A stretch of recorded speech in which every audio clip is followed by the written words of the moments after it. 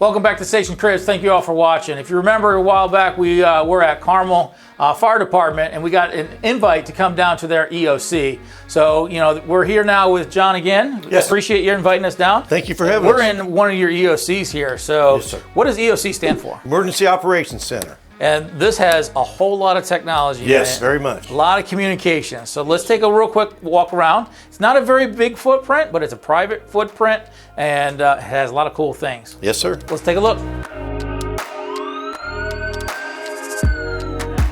So coming down this hallway, what do we have to our right here? You're able to see through all these windows the access panels, or the TV panels, monitoring panels. Okay. They have all the cameras throughout the city of Carmel, and also monitoring the weather conditions and that outside. Right. We have a kitchenette here, so if this was actually being used, they could obviously have food. They're going to need restrooms in that. We Right. have those on both sides. Okay. We have an elevator as well. Okay, elevator's right Right over here. there. And then back here in the back, we have the conference room. Okay.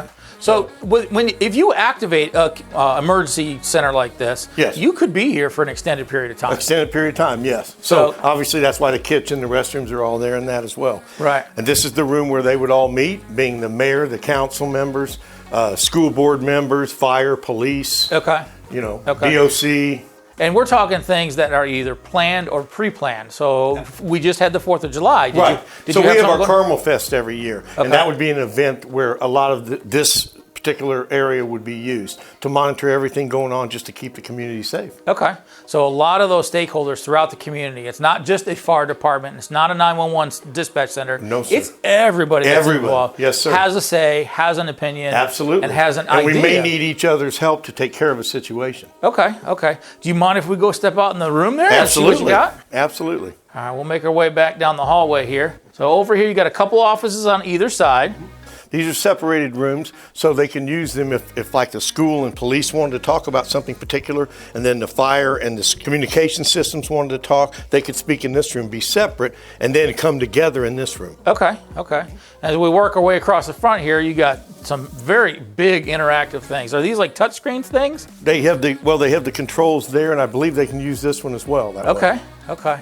This is pretty cool to see. Having a live feed of different things. You got news going on, you got the weather going on. Looks like you got some of the cameras throughout the town. And behind me is where everybody sits. Absolutely. So this is really all about communication and getting the knowledge, the information out there to the stakeholders that are helping to run the city. Absolutely. They can see everything going on. They can switch cameras. Someone can call it up. We need to see the camera at this location. Okay. And they can transfer it there. And over here, obviously, is the podium. So the Right. guy that's helping run the program. Absolutely. Can speak to everyone. And who normally runs the program down here for you? That'd be Division Chief of Communications, Sean Sutton. Okay. We're going to talk Fire. to him in just a little bit. Yes, sir. Over here in the corner, I haven't seen one of these in a long time. We always use GPS now and stuff like that. But this is basically a big printer. That you Big could printer. do. They could print out maps right away. Right. We can't even go to gas stations anymore to find maps. Oh, no. When we were kids, they were all folded up in the gas station. Yeah. So now you they can print actually them out right here print your own. as quickly as possible. Couple more offices here. This would be Division Chief Communications, Sean Sutton's office. Okay. And we're going to catch up to him in just a little Yes, bit. Man, this thing is awesome. So I'm going to step back out here. And if I look here, you got everybody involved. You got incident command, you got your PIOs talking to the media, you got your human resources. Doctors are even invited down here. So, medical issues. Law office, police, fire, Red Cross, engineering. Right. Everybody's school system. School systems. Everybody trying to cover everything in the community. Man, this is awesome. And everybody's got their own station. So you got phones, you got internet connection, they can plug in their laptops. It's all about communication. So, Chief? And here we are today. Hi, nice Chief to meet Sutton. you. Nice to meet you too. Thanks for being here. Yeah, thanks for inviting us. So we're doing a show called Station Cribs, and this is our first emergency operations center. So some people great. don't know what this is about. Can you kind of explain to me what an emergency operations center is designed to do? Yeah, absolutely. So like Chief Moriarty stated, that the EOC is the Emergency Operations Center. For Carmel, this is a local EOC for Hamilton County, which is the county that we're in. There's a county EOC, so we work together on incidents or planned events. But on a local level, we have mostly all the departments of the city come in and we manage resources here. So if we have a storm or something, last summer we had a storm come through and there was a lot of power outages. So we did hasty searches for the fire department. We went door to door, checking on people. And then in here we had fire department resources. We had the police department in here, the street department, and utilities department. So if we need a street cleared, if there's a tree down, then we can manage that and manage their resources to get out there and help us get those streets open or get access to a house. So how does this technology help you accomplish that mission? So the technology is really pivotal in giving us situational awareness of what's going on. We have several cameras in the city that we can access in here and watch what's going on in the city during events such as Carmel Fest. We can look at crowds. We can check on buildings. We can look at different things, and that just gives us a snapshot of what's going on. And then we can direct police officers or firefighters to that location if further assistance needs to be. Sure. So you may be having an event, and instead of waiting for someone to call 911, you can almost supersede that event. You're watching kind of thing that's going on, almost like you're participating in that event.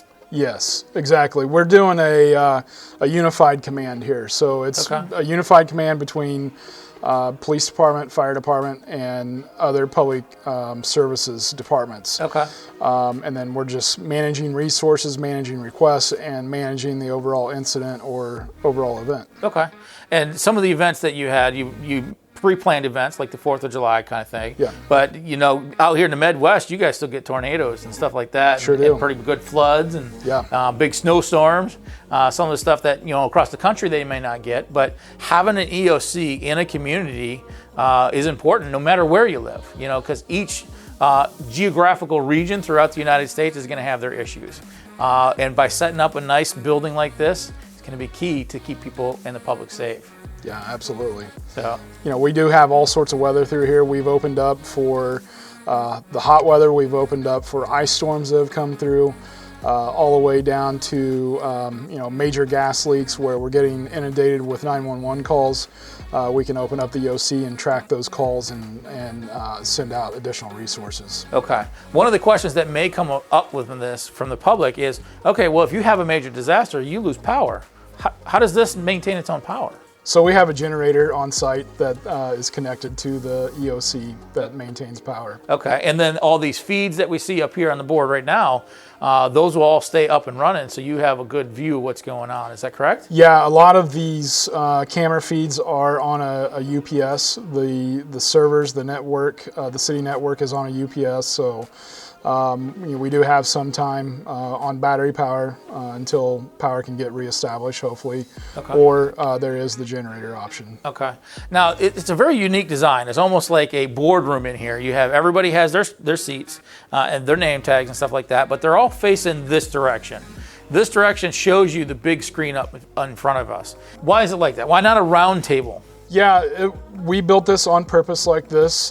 This is not anything untypical in another EOC. Many EOCs have this sort of theater design or a horseshoe type design, but it is so that the focus is on the front of the room, that everybody sitting here or working in these breakout rooms, they can have eyes on the screen, eyes on what's going on here.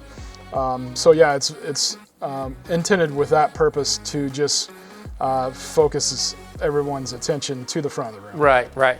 Now, I've also heard when we were walking around a couple weeks ago when we were talking to Station 44, they had a TAC vehicle that does a lot of communications. Do you also have an off-site kind of vehicle? So we have a mobile command vehicle. It is stationed at another location, and it has similar capabilities as this EOC. It's kind of, you could think of it as a mobile EOC, but we can have camera feeds in there as well.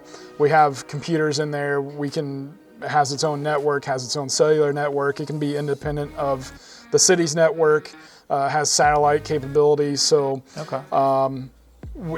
we use that for special events, but also a lot of other like SWAT call-outs and it gets called out for a lot of mutual aid for other police departments and other fire departments as well. Okay. Well, I want to thank you for inviting us in. This is something that us here at Station Cribs haven't been able to see yet. I'm glad we're the first. Yeah, it's awesome. And this place, is designed for that communication, making sure everybody knows what's going on, making sure all your stakeholders are involved. And this is really what keeps us running. I'm a medic and firefighter by trade, and I do that out in the field. And you guys are behind me, supporting me, making sure I got the resources and managing those resources that I need. So when I call up and I say I need a city bus because I got 15 people coming out of a room, you're able to help me with that. So Absolutely. I appreciate that. Yeah. So nice to meet you. Yeah. Glad you guys are here. Chief, thank you. You're welcome. By all means, thank you for coming. Yep. Once again, this is Station Cribs. We are down in the EOC in Carmel City. So do us a favor, hit that subscribe, hit that notification so we can keep bringing you more.